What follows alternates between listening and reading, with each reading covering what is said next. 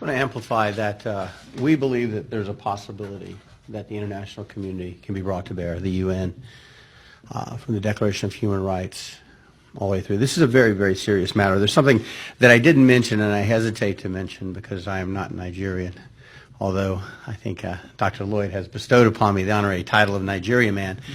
And we had a conversation. It wasn't heated, but he acted like he was going to revoke my Nigeria Man credentials, causing my 13-year-old son, who was in the car with me, to be very distraught. He said, "Dad, you have to stay a Nigeria Man." But talking about children, when I was a little boy, when I was 7 years old, growing up in the middle of nowhere, Florida, in a swamp, closest town was 30 miles away. The first thing that happened in the world that brought to bear to me that maybe things weren't always right, maybe things weren't always good, wasn't the Vietnam War. Because I was in the South. It was correct and just, and we were the warriors. It was the Biafra War. And I remember very distinctly thinking, this just isn't right. This isn't right. This is a great people. It is a great nation. There was a country. And then later when I learned, something most people don't know, that there is a plausible argument that democracy began in Igbo land. The very first written constitution on this planet was written by the Igbo people. The very first democracy that involved self-governance, that worked for everybody, not just the Greek wealthy, but everybody, was in Igbo land. And the very first democracy that permitted women leaders was in Igbo land.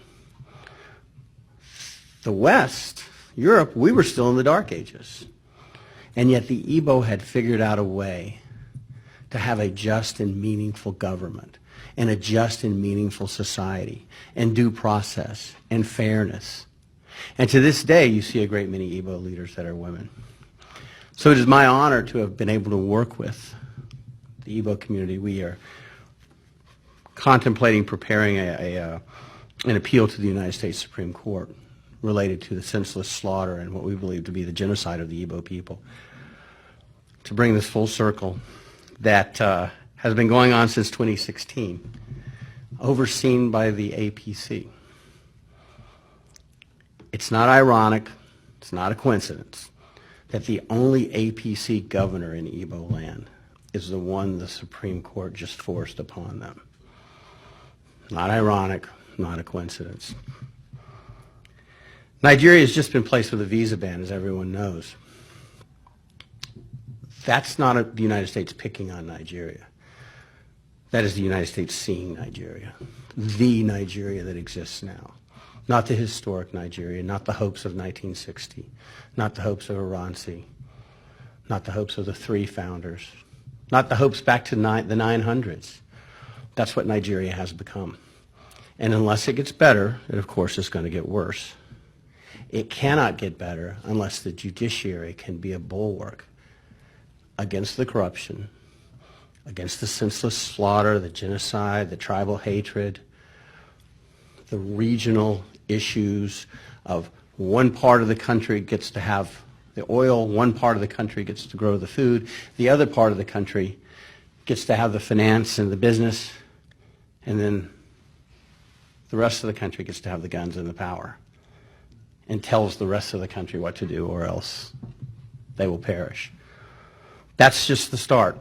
And the visa ban is just a start. If you read President Trump's words, compared to them what he said about the other nations, it was as harsh or harsher than any other nation. He did not write this, or this wasn't written as though it were addressed to a strategic and historic ally. He was tougher on Nigeria in some regards than he was on the Sudan. And Sudan, who has been on the terrorist list for a long time, rightly or wrongly, that's where Osama bin Laden lived.